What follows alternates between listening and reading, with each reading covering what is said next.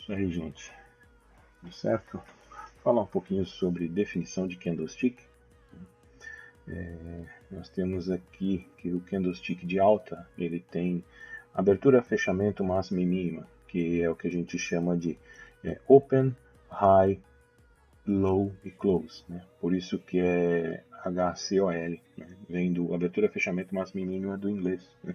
E o candle de baixa, ele é inverso ao candle de alta, né? O ponto onde ele abre,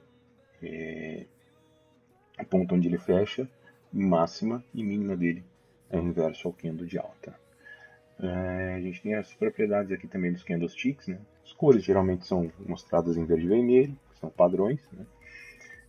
Você vai ver também em outras plataformas preto e branco, enfim. O verde representa alta e o vermelho baixa. Também são divididos por tamanho de corpo. Você tem candles com que o tamanho do corpo ele representa que a batalha entre compradores e vendedores, como ela foi vencida ou perdida, né? Depende da cor. O comprimento também representa a distância entre a máxima e a mínima, a volatilidade do preço, dependendo do quanto de volatilidade teve. Se a volatilidade foi muito grande, o candle ele tende a fechar maior. Se a volatilidade foi curta, tende a fechar menor. Também pela localização da sombra. A sombra acima do corpo real ela representa que a rejeição dos preços foi mais alta. Né? Os vendedores eles defenderam a posição. Sombras abaixo do corpo real mostram que a rejeição dos preços mais baixos. Os compradores defenderam a posição. E a gente tem os tipos, né? Efetivamente, de candlestick. Doji, ele pode ser reversão, candle de reversão para alto para baixo. Né? Ele é um padrão de reversão de candle único. Abertura e fechamento praticamente no mesmo ponto. Eu diria que, assim, de todos os candlesticks, eu acho que o Doji é o mais importante. Quando ele aparece, prenúncio de movimentação abrupta, né? Em vez de ele representa uma contração na volatilidade, em seguinte, inconsequente, a expansão de volatilidade ela tende a aparecer. Ele pode ser encontrado tanto na parte superior como na parte inferior do gráfico. Conseguir clicar aqui e deixar a anotação. O Gravestone aparece em uma reversão de máxima, o Dragonfly é na reversão inferior. Ele tem o setup. O mercado em tendência de alta revertendo para baixo e vice-versa. Psicologia do candle. Indecisão de mercado que resulta em uma reversão ou lateralização dos preços.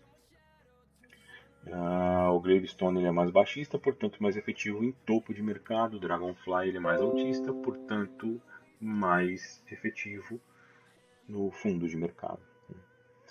Todos os candles eles necessitam de confirmação. O preço será negociado acima do doji em fundo e negociado abaixo em topo e abaixo se for em topo de mercado. Isso aqui é um exemplo. Geralmente ele aparece assim. Você tem outros dojis aqui no caso, tem esse cara aqui, e um outro aqui, mas é aquele ali que representou a reversão. Shooting Star, reversão baixista, um padrão de reversão de vela única também. Gaps de mercado geralmente deixam esse padrão. Né? Os gaps de mercado eles aparecem muito mais em bolsas que têm abertura e fechamento, né? Que não são, que são os mercados mais de balcão, e os mercados futuros nem tanto, né? Porque os mercados futuros eles tendem a operar mais tempo do que o pregão comum. Depois a gente entra em mais detalhes sobre isso. A cor dele não importa, ele pode ser verde ou vermelho. Né? A sombra deve ser 2 vezes maior que o corpo. É um setup de reversão. Os touros continuam a tendência de alta, renovando novas máximas, e em seguinte os ursos derrubam o preço. O candle vermelho é mais forte que o verde, porque a força do preço para baixo aparece nos fechamentos.